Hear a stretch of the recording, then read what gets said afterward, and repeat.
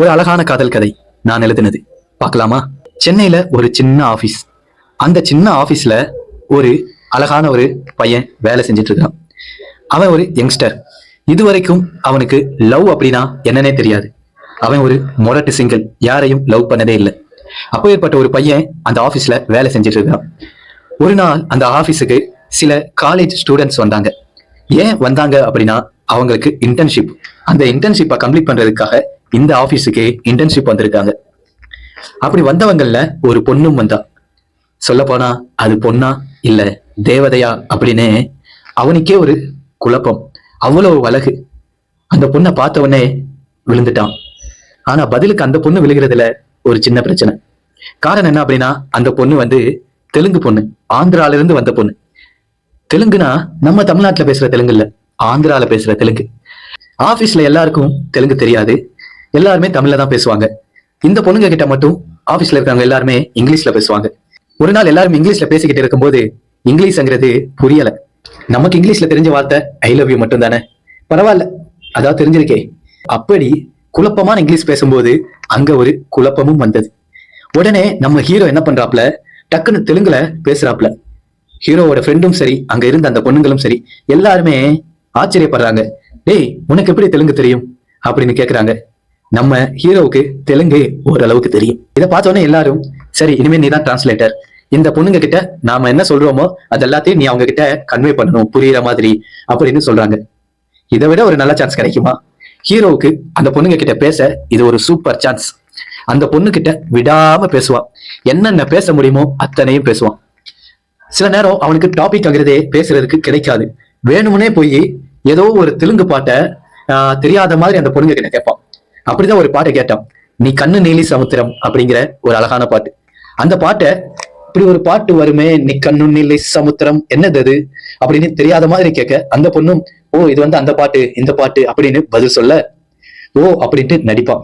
ஆனா இவனுக்கு அந்த பாட்டை யார் எழுதுனது, யார் மியூசிக்கு, அதுல யார் நடிச்சது, அது என்ன படம்ங்கிறது வரைக்கும் எல்லா டீட்டெயிலும் தெரியும். ஆனாலும் தெரியாத மாதிரியே நினைச்சு நடிச்சு அவர்கிட்ட பேசுறது. ஆபீஸுக்கு போகும்போதும் வரும்போதும் வேலை செய்யும் போதும் ரோட்லயும் டீ கடையிலையும் எல்லாத்துலயும் அந்த பாட்டை தான் கேட்கிறான். அந்த பொண்ணு கணினிய பார்க்க, இவன் அந்த கண்ணிய பார்க்க அந்த இடத்துல நினைச்சுக்கிட்டான் இதுதான் காதல் அப்படின்னு. சில நேரங்கள்ல கூட வேலை செய்யறவங்க அந்த பொண்ணை குறை சொல்லுவாங்க, சில நேரம் அந்த பொண்ணு கூட வேலை செய்யறவங்கள குறை சொல்லும். ஆபீஸ்ல வேலை செய்யறவங்க கிட்ட ஆபீஸ்ல வேலை செய்யறவங்க தான் கரெக்ட் அப்படிங்கிற மாதிரியும், அந்த பொண்ணு கிட்ட பேசும்போது இல்ல அந்த பொண்ணு தான் கரெக்ட்ங்கிற மாதிரியும் டபுள் கேம் ஆடுவாப்ல நம்ம ஹீரோ. ரொம்ப நாளைக்கு இப்படியே அந்த பொண்ணு கிட்ட லவ் சொல்லாமலேயே காலத்தை கழிச்சிட்டு இருந்தான். ஒரு நாள் அந்த கூட வேலை செய்யற ஒரு அண்ணன் இவனுக்கு ரொம்ப பிடிக்கும். ஒரு நாள் அந்த அண்ணனை பார்த்து இந்த பொண்ணு ரெஸ்பெக்ட் கொடுக்காம பேசிருச்சு. இவனுக்கு அது சுள்ளுன்னு கோபம் வர அதுல இருந்து அந்த பொண்ணு கிட்ட பேசுறத குறைச்சிட்டான். அந்த பொண்ணு கிட்ட போய் அந்த அண்ணன் கிட்ட இப்படி பேசியிருக்க கூடாது அப்படின்ட்டு ஒரு வார்த்தை சொன்னான். ஆனாலும் அந்த பொண்ணை அவனால பார்க்காம இருக்க முடியல. பட் அந்த பொண்ணு செஞ்சது தப்புதான் அப்படிங்கிறதும் இவனுக்கு தெரியுது. இப்போ அந்த பொண்ணு மேல இவனுக்கு லைட்டா ஒரு ஈகோ கிளாஷ் ஆயிருச்சு. அப்படின்னாலும் கூட அந்த பொண்ணை தலைமை பாக்குறது நிறுத்துற மாதிரி இல்ல, பாத்துக்கிட்டே தான் இருந்தான். அவன் நிறைய முடி வச்சிருந்தான். ஒரு நாள் கூட படிக்கிற ஃப்ரெண்ட் என்ன பண்ணான், ஏன்டா இப்படி சுப்பிரமணியபுரம் படத்துல வர சசிகுமார் மாதிரி இவ்வளவு முடி வச்சிருக்க அப்படின்னு கேட்பான். இது உனக்கு செட் ஆகலடா அப்படின்னு சொல்லுவான். இவன் தன்னோட ஃப்ரெண்டு முடி செட் ஆகலன்னு சொன்னதையே யோசிச்சு பார்த்தான்.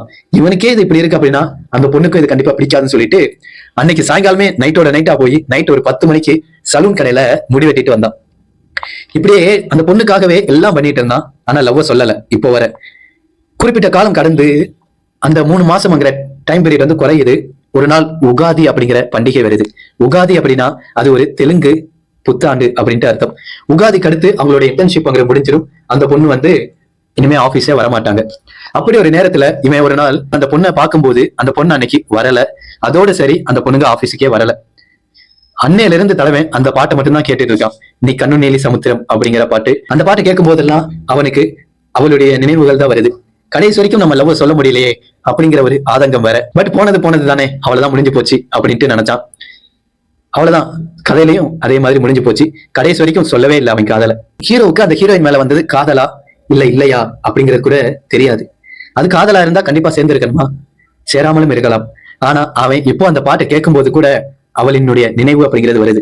அவளினுடைய அந்த நினைவுங்கிறது இவனுக்கு வலிய தருதா இல்லைன்னா ஒரு சுகமான ஒரு ஃபீலிங்க தருதா அப்படின்னு கேட்டா அது ஒரு மிக்சர் மாதிரி, வலியும் தரும் சுகமும் தரும்.